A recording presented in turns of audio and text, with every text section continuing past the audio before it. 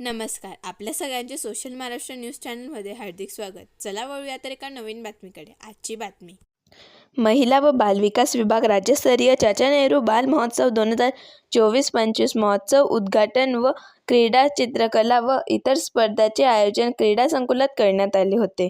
पहिल्या दिवशी क्रीडा तर आज सांस्कृतिक महोत्सवाचे आयोजन करण्यात आले होते.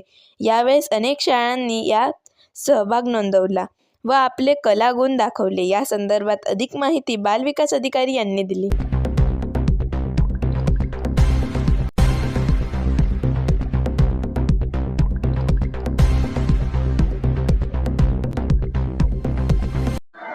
जिच्यामुळे शिकली दीन दुबळ्यांची मुले, ती ज्ञानदाती, ती ज्ञानज्योती सावित्रीबाई फुले. होता स्वातंत्र्य पूर्वीचा तो काळ, महिलांना नव्हता शिक्षणाचा अधिकार.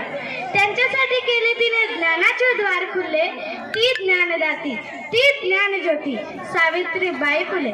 पुरुषांच्या बरोबरीने महिलांना मिळवून दिले स्थान, वाढवला जगती महिला वर्गांचा सन्मान. ती ज्ञानदाती, ती ज्ञानज्योती सावित्रीबाई फुले.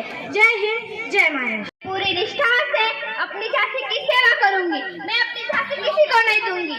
जब बेटियां उठ खड़ी होती है तो विजय भी बड़ी होती है.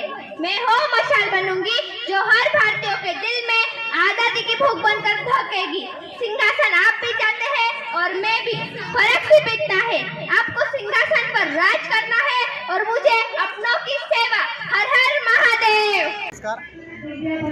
जिल्हा महिला बालविकास अधिकारी कार्यालयाकडून दरवर्षी आपल्या 2012 पासून आपल्या ज्या नानात निराधार दुर्लक्षित बालकांसाठी, तेथील संस्थातील बालकांसाठी चाचा नेहरू बाल उत्सव साजरा करण्यात येत असतो.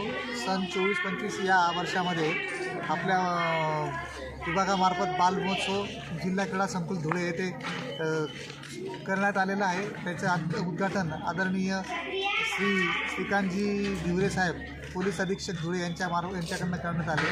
तसेच काही अपरिहार्य कारणास्तव माननीय जिल्हाधिकारी पापळकर सो आणि आदरणीय विशालजी नरवाडे, मुख्य कार्यकारी अधिकारी धुळे सो यांना उपस्थित न राहता आल्यामुळे त्यांनी सदर कार्यक्रमासाठी शुभेच्छा दिलेल्या आहेत.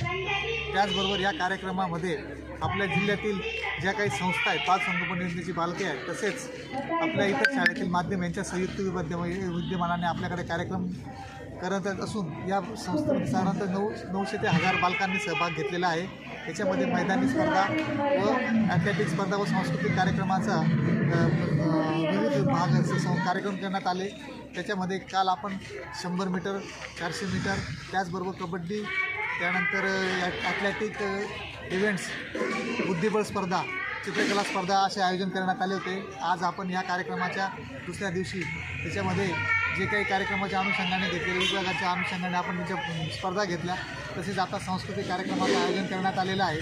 या कार्यक्रमाच्या याच्यामध्ये भाग घेणाऱ्या सगळ्या बालकांना आपण 3 दिवस कार्यक्रम ठेवत असून उद्याच्या कार्यक्रमाच्या अनुषंगाने ज्या स्पर्धकांनी सहभाग घेतला, ज्या संस्थांनी सहभाग घेतला, तसेच या कार्यक्रमासाठी वेळोवेळी सगळ्या प्रसार माध्यमाच्या माध्यमातून मदत करणारे सगळे पत्रकार बंधू, भागवणं, मीडिया, ऑडिओ व्हिडिओ मीडिया वेळोवेळी सहकार्य करत असतं. या सर्वांनी असं सहकार्य केलं.